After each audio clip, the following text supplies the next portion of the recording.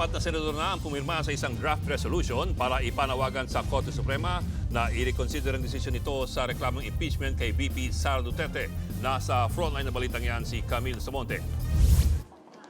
Handa raw tumindig si Senadora Risa Hontiveros na matuloy ang paglitis kay Vice President Sara Duterte sa reklamong impeachment. Sa kabila yan ang pagdeklara ng Korte Suprema na labag sa saligang batas ang reklamo laban sa bise at hindi raw nagkaroon ng jurisdiksyon sa kaso ang Senado. Una na ring nagbabala sa Senate President Chis Escudero na maaring magkaroon ng constitutional crisis kung pipilitin ng Senado na matuloy ang impeachment trial.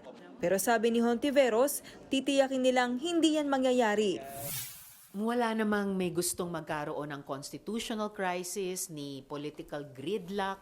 Kaya nga talagang binubuno namin these days, these weeks, kung papaano tamang dapat kumilos ang Senado. At lahat nito ay pinag-aaralan namin sa ngayon at ihahain namin ng kompleto pagdating sa plenary sa August 6.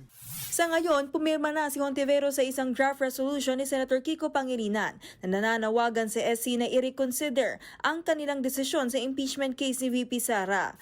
Pumirma na rin dito sina Senator Bam Aquino at Senate Minority Leader Tito Soto.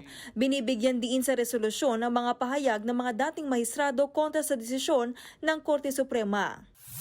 Nagsasite po siya ng mga references sa ilang mga dating justices na nagbibigay ng payo kung paano, ilang mga gabay kung paano pwedeng mag-move forward.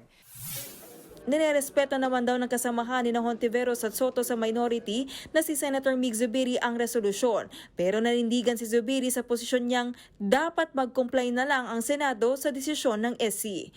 Nagbabalitang mula sa Frontline, Camille Samonte, News 5. Mga kapatid, Ed Lingaw po, maging maalam at may pakialam sa mga napapanahong balita sa ating bansa. Para sa mas malilimang pagtalakay at paghimay sa mga issue at headlines, mag-follow at mag-subscribe sa social media pages ng News 5.